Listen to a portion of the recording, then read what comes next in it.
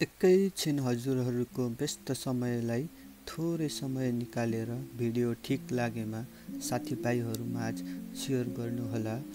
हुन्छ साथीहरू, तपाईहरू जतिजना पनि कोरियामा बसोबास गरिरहनु भएको छ, यदि केही गाह्रो साह्रो समस्याको समाधान लिन चाहनुहुन्छ भने नजिकैको किमे विदेशी कामदार सहयोग सेन्टरमा गएर सल्लाह लिन सक्नुहुनेछ।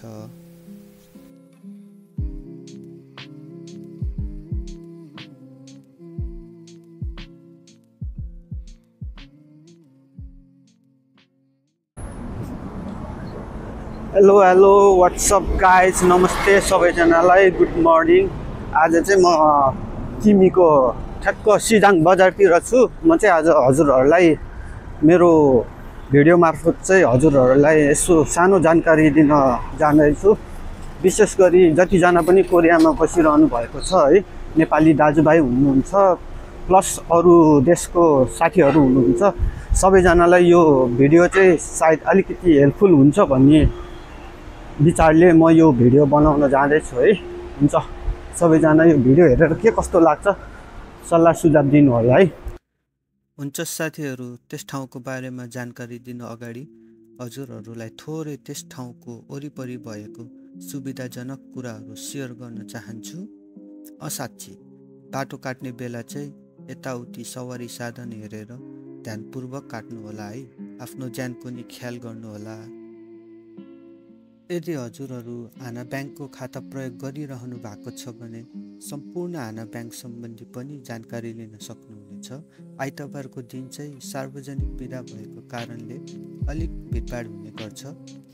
अलिकति छेउमा तपाईहरूले त्यहाँ किनमेलको लागि भरपर्दो चित्तबुझ्दो टप मार्ट पनि रहेको छ र मार्टको ठ्याक्कै पारिपट्टि हजुरहरूले जिएमई रेमिटेन्सको सुविधा पनि पाउनुहुनेछ, जुन चाहिँ विदेशीहरूको लागि एकदमै महत्त्वपूर्ण रहेको छ।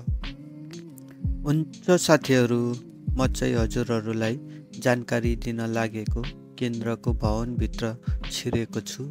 लिफ्टको पनि राम्रो व्यवस्था रहेको छ। सो लिफ्टमा छिरेपछि 6 नम्बर बटन चाहिँ नबिर्सी थिच्नुहोला, किनभने भवन चाहिँ 6 तल्लामा रहेको छ। भिडभाड उत्तिकै हुने गर्छ मानिसहरूको, विशेष गरी आइतबार सबैजनाको बिदा भएको कारणले।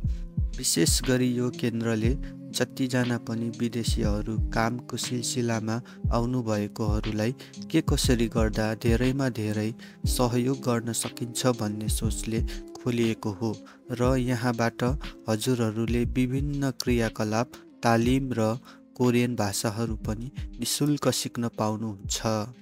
त्यहाँ गएर यदि हजुरहरूलाई भाषामा केही गाह्रो अप्ठ्यारो परेमा हजुरहरूले आफ्नो देशको झन्डा हेरी काम गर्ने स्टाफहरूसँग सल्लाह सुझाव लिन पनि सक्नुहुनेछ। सो हजुरहरूलाई अरू केही समस्या अथवा अझ थुप्रै कुराहरूको जानकारी लिन चाहनुहुन्छ भने एकचोटि स्वयं आफै गएर भ्रमण गर्नुहोला। हुन्छ साथीहरू, धन्यवाद है। आजको मैले बनाउन लागेको भिडियो चाहिँ यही सेन्टरको बारेमा हो, किमी वेगुकिन खुम्रो जीवन सेन्टरको बारेमा हो। यदि तपाईँहरू इच्छुक हुनुहुन्छ अथवा तपाईँहरूलाई केही समस्या अथवा केही जानकारी चाहिएमा तपाईँहरू यो ठाउँमा आएर सम्पर्क गर्न सक्नुहुन्छ है। तपाईँहरूलाई आउने दिनहरूमा एकदम धेरै हेल्पफुल हुनेछ। आई होप तपाईँहरूलाई यो भिडियो मन पर्यो होला। If you like it, don't forget to subscribe my channel है। No force. हुन्छ, सबैजनालाई टाटा बाई बाई।